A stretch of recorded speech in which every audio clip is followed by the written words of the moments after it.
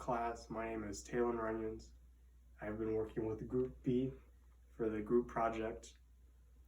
We chose for our problem, we chose mental health in adolescence and how to reduce the stigma behind it. It was not our first idea. We had a couple others, but we narrowed it down to this one because we thought there was a lot of information we could find, special information from the library, so we could get the good sources. So my part for the group is I did the resources available, because there are many resources available to many different people, especially teens and adolescents. Some of the common types of resources are hotlines, foundations, and forums. Some specific resources would be the Crisis Text Line, the JED Foundation, the Trevor Project, the Kennedy Forum, and the Mental Health Service Administration. So lots of younger people can get in touch with those pretty easily.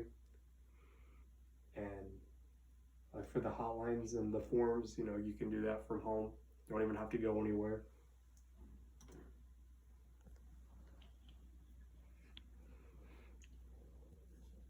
One of the problems for what I researched is there are a lot of resources available, but a lot of the teens aren't using them. And when we break it down to some statistics, women are more likely to seek out help than men. And teens who have already had help, but it was a poor experience in the past, are a lot less likely to seek help again. And then also, teenagers strive to be independent, and them trying to be independent has been linked to them not wanting help, because they want to feel like they can live on their own.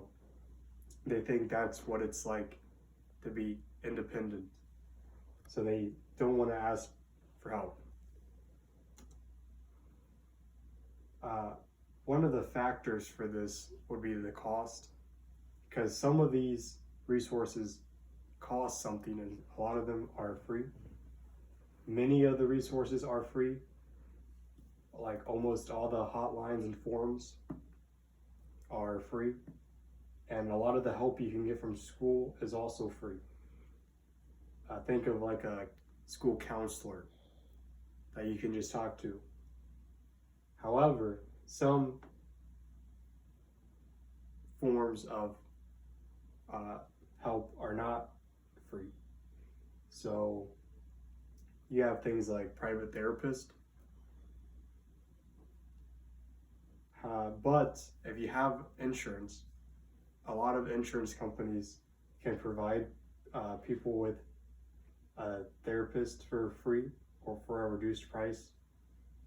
And then another factor for costs would be medication for mental illnesses, which could be really expensive, up to $186. And your insurance might be able to reduce that price. So some of the solutions, the biggest one is to try to reduce the stigma that getting help makes you weak, and then the other stigma that you are weak simply for having a mental illness. These are probably the two biggest stigmas, the ones that affect the most people. And to reduce the stigma, we can simply be supportive to one another. As long as you support each other, then people aren't going to feel weak. If you let them know it's okay to get help, then they're not going to feel as bad. That's why talking could be a great way to stay open about it. Because if you talk about it relatively often, then it's not going to be something that like people are just thinking about. Like people think they're weak, but actually people think they don't care. Like they don't care that they have a mental illness. They just want them to get help. So they're thinking something that's not actually a thought, you know? And then another main one would be to never talk negatively about a mental illness, like not one in particular, or any people who suffer from them. And then that was the grid.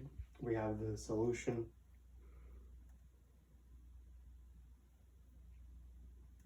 Down here we have reducing the price of, or reducing the stigma. And then this was the school counselors.